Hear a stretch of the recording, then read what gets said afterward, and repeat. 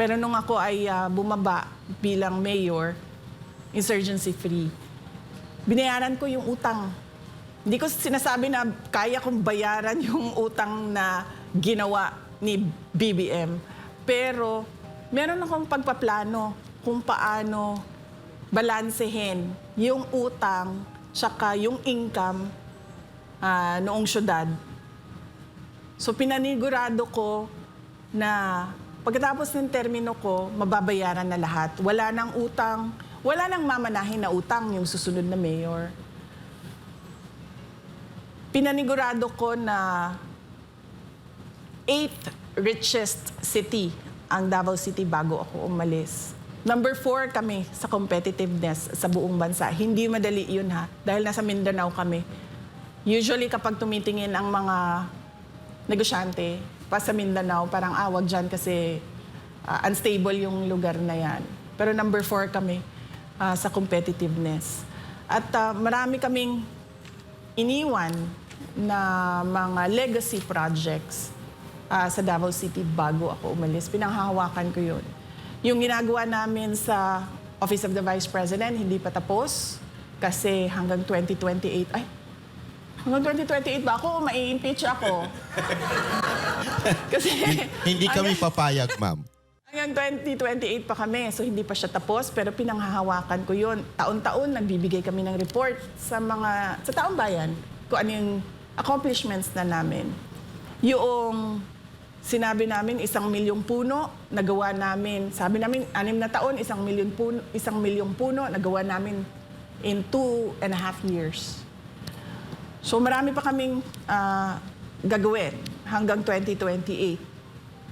Yung ginawa ko sa DepEd, hindi madali yun ha, mabilisan yun kasi napakalaki ng problema ng basic education natin sa Pilipinas at hindi siya pwedeng mabagal yung galaw mo. Kaya yung ginawa namin, in 6 years, ito yung targets. Para pagkatapos ng term ng Pangulo, nagawa na ito, natapos na ito. So hindi madali yun. Yun yung mga pinanghahawakan ko na pinipresenta ko. Yung kakayahan ko na gawin ang mga mahihirap na bagay, yun yung ipinipresenta ko sa taong bayan. Hindi ako namimilit na sa kanila.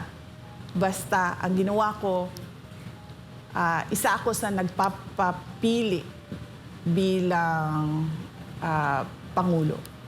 Actually, ma'am, nakita nga po namin, galing lang po kami sa Davao, at talagang nakita namin na parang pangit man pakinggan, pero parang Singapore sa ganda ang Davao City ngayon. Sa sobrang dami nyo nga pong nagawa doon, may nangaangkin pa nung bridge nyo dahil wala na siya napagawa. At isa pang dahilan pala kaya galit na galit din ng mga NPA na congressman sa inyo dahil doon sa ginawa nyo insurgents sa pinatanggal nyo talaga lahat totally.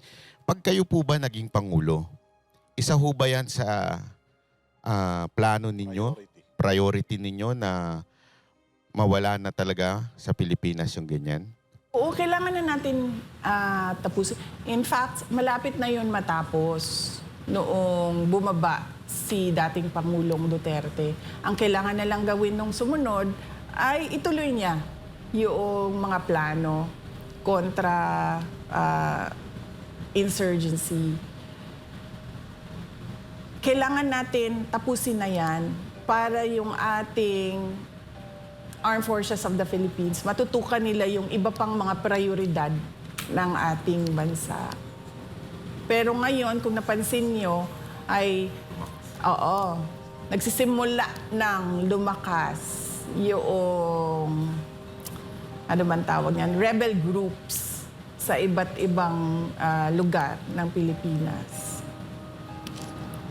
So siguro naman, VP, alam mo naman yung kung sino yung mga posibleng makakaharap mo sa 2028. Yung mga nagawa mo sa Davao City, do you think yun yung edge mo para manalo sa 2028? Ang edge ko is yung kakayahan ko na gumawa ng mga mahirap na bagay. Yun yung Yun yung core ko talaga. Core competency ko. Kasi, unang-una, hindi mo ako madaling matakot eh. Tatay ko nga, si President Duterte, pero hindi na natatakot sa kanya eh. Hindi mo ako madaling mapasunod. Hindi mo ako madalas sa tulad yan, magsasama kayong lahat dyan, tapos ako mag-isa dito. Hindi mo ako matatakot sa ganun eh. So yun talaga yung kapasidad ko, yung competency ko. Kaya ko gumawa ng mga mahirap na bagay. Tatayuan ko yung mga mahirap na bagay. Yung pag-ikot mo sa Pilipinas, you think kaya na ang buong Pilipinas ay maging katulad ng Davao City na disiplinado, involved yung mga tao sa governance? Yung pagbabago ng values ng mga tao, hindi siya magagawa kaagad. Kasi may problema din tayong mga Pilipino sa pag-uugali natin eh. Somehow, through the years, nawala yung values formation sa pagkabata hanggang sa sila ay nagiging adult. So hindi magagawa yon ng isang taon lang. Kailangan natin simulan ulit, turuan ng mga bata ng magandang asal. Noong nakaraang taon, nagtanong-tanong na rin ako sa mga experts, kumbaga sa iba't ibang sektor, sa iba't ibang industriya. Tinatanong ko sila, sitwasyon natin ngayon, nakikita niyo naman, sitwasyon natin ng bayan ngayon. Sabi ko, kaya ba natin baliktarin?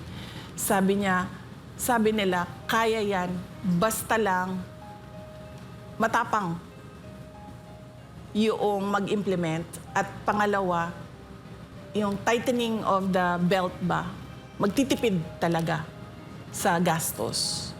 So yun yung naibigay na, kumbaga, quick assessment sa akin. So kaya.